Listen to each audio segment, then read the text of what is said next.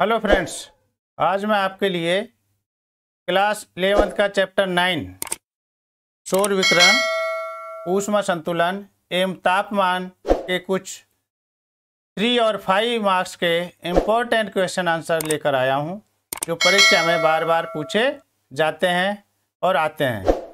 यदि आप हमारे चैनल पर नए हैं तो कृपया चैनल को अभी सब्सक्राइब कर लें, जिससे आपको महत्वपूर्ण वीडियो मिलती रहे। I wish U a bright future. आइए शुरू करते हैं आज का वीडियो। आपके सामने पहला क्वेश्चन है कि पार्थिव विकिरण क्या है या किसे कहते हैं, और यह किस तरह लाभदायक है। तो सौर विकिरण लघु तरंगों के रूप में पृथ्वी की सतह को गर्म करता है।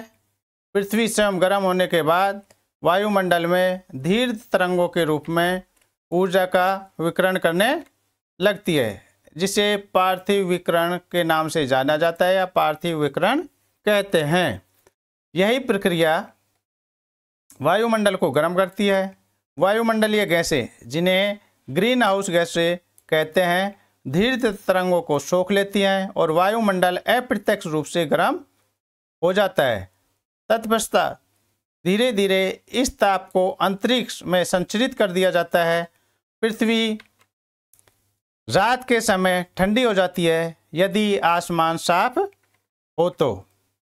नेक्स्ट क्वेश्चन आपके सामने है कि वायुमंडल सूर्य तप की अपेक्षा पार्थिव या भौमिक, एक ही ना जाए, ये पूछे जाए ये तो इनमें कंफ्यूज नहीं होना है। भौमिक विकिरण या पार्थिव विकिरण से अधिक गर्म क्यों होता है? तो इसका पहला कारण है कि सूर्य से प्राप्त होने वाली विकिरण लघु तरंगों के रूप में होता है, जिसे वायुमंडल नहीं सोख पाता। दूसरा है, यह प्रवेशी विकिरण भूतल पर पहुंचकर पृथ्वी को गर्म करता है। और तीसरा है कि पृथ्वी की ऊष्मा धीर तरंगों के रूप में निकलती हैं, जिसे वायुमंडल की कार्बन डाइऑक्साइड, जो हरित गैस है, जैसे अवशोषित करती हैं और वायुमंडल गर्म रहता है। नेक्स्ट क्वेश्चन आपके सामने है कि पृथ्वी के गर्म और ठंडा होने के 3 तरीके कौन कौन से हैं? तो आपको सबसे पहला है चालन। जब असमान ताप, मतलब एक ठंडा और एक गर्म वाले 2 पिंड एक दूसरे से के संपर्क में आते हैं, गर्म पिंड से ठंडे पिंड की तरफ ऊर्जा का प्रवाह होता रहता है जब तक कि दोनों पिंडों का तापमान बराबर न हो जाए। दूसरा है संवहन। संवहन प्रक्रिया द्वारा वायुमंडल में क्रमशः लंबवत और ऊष्मा का स्थानांतरण होता है। यह प्रक्रिया गैसीय तथा तरल पदार्थों में होती है। यह प्रक्रिया ठोस पदार्थ में नहीं होती। इसमें ध्यान रखना है कि यह तरल और गैस में ही होती है, ठोस में नहीं होती है।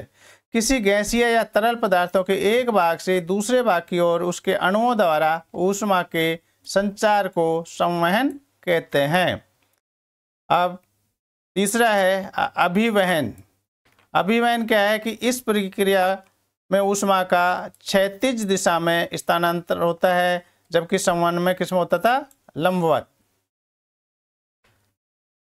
मध्य अक्षांशों में होने वाली मौसम की भिन्नताएं अभिवहन के कारण होती हैं। वायु द्वारा संचालित समुद्री धाराएं भी उष्ण कटिबंधीय में ध्रुवीय क्षेत्रों में ऊष्मा का संचार करती हैं, और यहाँ पर यह प्रक्रिया गैसीय और तरल पदार्थों में होती थी, जबकि यह प्रक्रिया ठोस, गैस और तरल तीनों पदार्थों में होती है।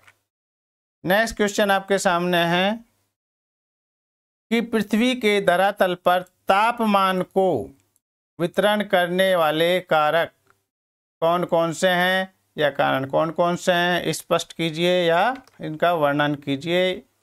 इस तरह से आपसे पूछा जा सकता है। यह बहुत ही महत्वपूर्ण प्रश्न है, इम्पोर्टेंट है। तो इसका पहला है अक्षांश। अक्षांश है लैटिट्यूड। किसी भी स्थान का तापमान है वो सूर्य ताप पर निर्भर करता है और सूर्य ताप की मात्रा अक्षांश के अनुसार उसमें परिवर्तन होता है, भिन्नता पाई जाती है। दूसरा है ऊंचाई या उत्तुंगता यानी एल्टीट्यूड। वायुमंडल पार्थिवी विकिरण के द्वारा नीचे से ऊपर की ओर गर्म होता है। किधर से? नीचे से ऊपर की ओर। यही कारण है कि समुद्र तल के पास के स्थानों पर तापमान अधिक तथा ऊंचे भाग में स्थित स्थानों पर तापमान कम होता है। तीसरा कारण समुद्र से दूरी। किसी भी स्थान के तापमान को प्रभावित करने वाला दूसरा जो कारक है वह उस स्थान की समुद्र से कितनी दूरी है। स्थल की अपेक्षा समुद्र धीरे धीरे क्या होता है? गर्म होता है और धीरे धीरे ठंडा होता है, जबकि जो समुद्र के वो रेतीला एरिया है वो दिन में जल्दी गर्म हो जाते हैं और रात में ठंडे हो जाते हैं, जैसे रेगिस्तान में। तो समुद्र के निकट इस क्षेत्र समुद्र एवं स्थल समीर का सामान्य प्रभाव पड़ता है। नेक्स्ट है वायु संहित या वायु राशि तथा महासागरीय धाराएं। वायु राशि भी तापमान को प्रभावित करती है। पोषण वायु संहिताओं से प्रभावित होने वाली स्थानों का तापमान अधिक तथा ठंडी वायु संहिता मतलब जहाँ उष्ण होता है, गर्म होता है हवा, वहाँ पर ज़्यादा तापमान होता है। जहाँ ठंडी वायु होती है वहाँ का तापमान कम होता है। इसी प्रकार महासागरीय धाराओं का प्रभाव तापमान पर पड़ता है। नेक्स्ट क्वेश्चन है कि तापमान का व्युत्क्रमण या प्रतिलोमन किसे कहते हैं। तो यहाँ पर आपको चाहे तो व्युत्क्रमण पूछा जाए या प्रतिलोम पूछा जाए तो कंफ्यूज नहीं होना, आपको यही बताना है। तो वायुमंडल की सबसे निचली परत क्षोभ मंडल जो पृथ्वी के धरातल से सटी हुई है में ऊंचाई के साथ साथ सामान्य परिस्थितियों में तापमान घटता है। ऊंचाई के साथ क्या होता है? तापमान घटता है, परंतु कुछ विशेष परिस्थिति होती है उसमें ऊंचाई के साथ में क्या होता है? तापमान घटने के स्थान पर बढ़ता है। आपको यह याद रखना है कि सामान्य परिस्थितियों में ऊंचाई के साथ तापमान घटता है, लेकिन कुछ विशेष परिस्थितियों में ऊंचाई के साथ तापमान घटने की बजाय क्या होता है? बढ़ता है। यही याद रखना है। तो इस ऊंचाई के साथ तापमान बढ़ने को ही व्युत्क्रमण या प्रतिलोम कहते हैं। स्पष्ट है कि तापमान के प्रतिलोम में धरातल के समीप ठंडी वायु तथा ऊपर की ओर गर्म वायु होती है। नेक्स्ट क्वेश्चन है कि व्युत्क्रमण के लिए आवश्यक दशाएं कौन कौन सी हैं, स्पष्ट करो। ये कब होता है? तो सबसे पहले लंबी रातें होती हैं, जब होता है पृथ्वी दिन के समय ताप ग्रहण करती है और रात के समय तापमान को छोड़ती है। रात्रि के समय ताप छोड़ने से पृथ्वी ठंडी हो जाती है और पृथ्वी के आसपास की वायु भी ठंडी हो जाती है तथा उसके ऊपर की वायु अपेक्षाकृत गर्म होती है। दूसरा है कि स्वच्छ आकाश होना, साफ सुथरा होना चाहिए। भौमिक विकिरण जिन्हें पार्थिव विकिरण के नाम से भी जाना जाता है, आपको बताया है, द्वारा पृथ्वी के ठंडा होने के लिए स्वच्छ मतलब साफ सुथरा मेघ रहित बिना बादल के आकाश होना चाहिए। मेघ विकिरण में बाधा डालते हैं तथा पृथ्वी एवं उसके साथ लगने वाली वायु को ठंडा होने से रोकते हैं। तीसरा कारण शांत वायु होनी चाहिए। वायु के चलने से निकटवर्ती क्षेत्रों के बीच ऊष्मा का आदान प्रदान मतलब आना जाना होता है, जिससे वायु की ठंडी नहीं हो पाती और तापमान का व्युत्क्रमण नहीं हो पाता। तो इसके लिए शांत वायु होना चाहिए। तीसरा है शुष्क वायु। शुष्क मतलब नमी नहीं होनी चाहिए वायु में। शुष्क वायु ऊष्मा को ग्रहण करने की क्षमता अधिक होती है, जिससे तापमान में ह्रास दर में कोई परिवर्तन नहीं होता। परंतु शुष्क वायु भौमिक विकिरण को शोषित नहीं कर सकती, अतः ठंडी होकर तापमान में व्युत्क्रमण की स्थिति पैदा करती है। और तीसरा लास्ट जो अंतिम कारण है वो है हिमांछादन मतलब हिम मतलब जो होता है बर्फ, सौर विकिरण के अधिकांश भाग को परावर्तित कर देती हैं, जिससे वायु की निचली परत ठंडी रहती है और तापमान का व्युत्क्रमण होता है। नेक्स्ट क्वेश्चन आपके सामने है कि सूर्य तप को प्रभावित करने वाले कारक कौन कौन से हैं।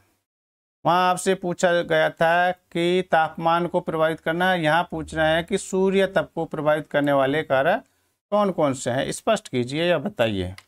तो सबसे पहले है सूर्य की किरणों का झुकाव। पृथ्वी का आकार गोलाकार होने के कारण सूर्य की किरणें पृथ्वी के धरातल पर पड़ते समय उनका झुकाव अलग अलग होता है। कहीं लंबवत किरणें कम क्षेत्र पर गिरती हैं, इसलिए वह इस देश को अधिक गर्म करती हैं। जैसे जैसे किरणों के झुकाव का कोण कम होता जाता है, वैसे वैसे क्षेत्रफल बढ़ता जाता है तथा वह भाग कम गर्म होता है। दूसरा कारण है कि सूर्य तप पर वायुमंडल का प्रभाव। वायुमंडल में मेघ मतलब बादल, आर्द्रता, नमी तथा धूलकण आदि परिवर्तनशील दशाएं सूर्य से आने वाले सूर्य तप को अवशोषित यानी सोख लेते हैं, परावर्तित वापस कर देते हैं तथा उसका प्रकीर्ण कर देती हैं, जिससे पृथ्वी पर पहुंचने वाले सूर्य तप में परिवर्तन आ जाता है। स्थल एवं जल का प्रभाव। नेक्स्ट, तो सूर्य की किरणों के प्रभाव से स्थलीय धरातल शीघ्र से अधिक गर्म होते हैं, जबकि जलीय धरातल धीरे धीरे गर्म होते हैं और धीरे धीरे ही ठंडे होते हैं। नेक्स्ट है दिन की लंबाई अथवा धूप की अवधि। कितने बड़े दिन हैं और धूप कितने समय पर तक पड़ती है। तो किसी स्थान पर प्राप्त सूर्य ताप की मात्रा दिन की लंबाई अथवा धूप की अवधि पर निर्भर करती है। गर्मी के दिनों में दिन बड़े होते हैं और सूर्य ताप अधिक प्राप्त होता है। इसके विपरीत शीत ऋतु, ठंड में दिन छोटे होते हैं और सूर्य ताप कम प्राप्त होता है। नेक्स्ट है भूमि की ढाल, मतलब किस तरह का ढलान है। तो सूर्यमुखी ढाल होने पर अत्यधिक सूर्य ताप प्राप्त होता है। सूर्य की तरफ भूमि का जो मुंह होगा तो उधर सीधी किरणें पड़ेंगी, तो वहाँ पर ज़्यादा सूर्य ताप होगा, जबकि विपरीत ढाल होने पर कम सूर्य ताप प्राप्त होता है। और नेक्स्ट है कि सूर्य से पृथ्वी की दूरी। तो 3 जनवरी को पृथ्वी सूर्य के सबसे करीब होती है, आपको पहले भी बताया था, और 4 जुलाई को सूर्य से दूर होती है। अतः सूर्य तप भी उसी तरह कम व अधिक प्राप्त होता है। नेक्स्ट क्वेश्चन है कि सूर्य तप तथा तापमान में अंतर स्पष्ट करें। ये क्या अंतर है सूर्य तप और तापमान। देखने में तो एक जैसे ही लगता है कि सूर्य तप मैंने सूर्य से आने वाले और तापमान गर्म, तो इनमें अंतर क्या है। तो आपको बताना है कि सूर्य तप ऊष्मा है जिसमें गर्मी पैदा होती है, और तापमान ऊष्मा से पैदा हुई गर्मी का मापने की इकाई माप है। ठीक है, यह पृथ्वी को सूर्य से प्राप्त होने वाली ऊर्जा है। सूर्य तप को कैलोरी में मापा जाता है। किस में मापा जाता है। सूर्य तप को कैलोरी में मापा जाता है, जबकि तापमान को थर्मामीटर द्वारा डिग्री सेल्सियस, केल्विन, फ़ारेनहाइट में मापा जाता है। नेक्स्ट है कि यह एक 1.94 कैलोरी प्रति वर्ग सेंटीमीटर प्रति मिनट है, गर्मी कारण मात्र है, और यह तापमान गर्मी का प्रभाव है। चौथा कारण है कि किसी पदार्थ को गर्मी देने पर उसका तापमान बढ़ता है, और तापमान में गर्मी से ही तापमान बढ़ता है। नेक्स्ट क्वेश्चन है कि संवहन तथा अभिवहन, संवहन तथा अभिवहन में अंतर स्पष्ट कीजिए। जो पीछे हमने बता दिया था उसी को में यहाँ अंतर पूछा जाता है। तो आपको बताना है कि संवहन प्रक्रिया द्वारा वायुमंडल में क्रम से लंबवत ऊष्मा का स्थानांतरण होता है, और यहाँ पर आपको पहले बताया था यहाँ पर किस होता है, क्षैतिज दिशा में स्थानांतरण होता है। यह प्रक्रिया गैसीय तरल पदार्थों में होती है, जबकि यह प्रक्रिया है तीनों में ही होती है। यह प्रक्रिया ठोस पदार्थों में नहीं होती है, जबकि अभिवहन तीनों प्रक्रिया में होती है। आपको बता दिया था किसी गैसीय या तरल पदार्थ के एक भाग से दूसरे भाग की ओर उसके अणुओं के द्वारा ऊष्मा के संचार को संवहन कहते हैं, और यह वायु द्वारा संचालित समुद्री धाराएं भी उष्ण कटिबंधों से ध्रुवीय क्षेत्र में ऊष्मा का संचार करती है। नेक्स्ट क्वेश्चन, पृथ्वी के ऊष्मा बजट से आप क्या समझते हैं, या पृथ्वी का ऊष्मा बजट क्या है या किसे कहते हैं, ये आपको बताना है। तो पृथ्वी एक निश्चित मात्रा में सूर्यतप यानी लघु तरंगें प्राप्त करती है और स्थलीय विकिरण धीर तरंगों के माध्यम से अंतरिक्ष में पुनः ऊष्मा छोड़ देती हैं। ऊष्मा के इस प्रभाव के माध्यम से पृथ्वी अपने तापमान को संतुलित रखती है। इसी प्रक्रिया को पृथ्वी का ऊष्मा बजट कहा जाता है। नेक्स्ट क्वेश्चन है कि दक्षिणी गोलार्ध में तापमान पर महासागरों का क्या प्रभाव पड़ता है, स्पष्ट करें। तो यहाँ ताप समताप रेखाएं लगभग अक्षांशों के समानांतर चलती है। समताप का मतलब है कि समान ताप वाली रेखाएं, ये काल्पनिक होती है। पिछले उस पार्ट में हमने आपको बताया था। इन रेखाओं में उत्तरी गोलार्ध की अपेक्षा भिन्नता कम और तीव्र होती है, मतलब ज़्यादा नहीं होती है भिन्नता। और यहाँ 20 डिग्री सेल्सियस से 10 डिग्री सेल्सियस एवं 0 डिग्री सेल्सियस की समताप रेखाएं क्रमशः 35 डिग्री दक्षिण, 45 डिग्री दक्षिण तथा 60 डिग्री दक्षिण के समानांतर पाई जाती हैं। तो आशा है ये क्वेश्चन आंसर आपके लिए बहुत ही महत्वपूर्ण सिद्ध होंगे और आप इनको पढ़कर परीक्षा में अच्छे अंक प्राप्त करेंगे।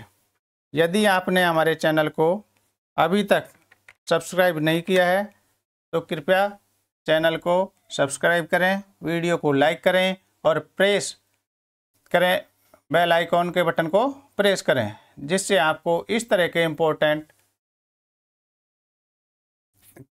वीडियो और प्रश्न आंसर मिलते रहें। मैं आपके उज्जवल भविष्य की कामना करता हूं। Thank you for watching my video. Have a nice day.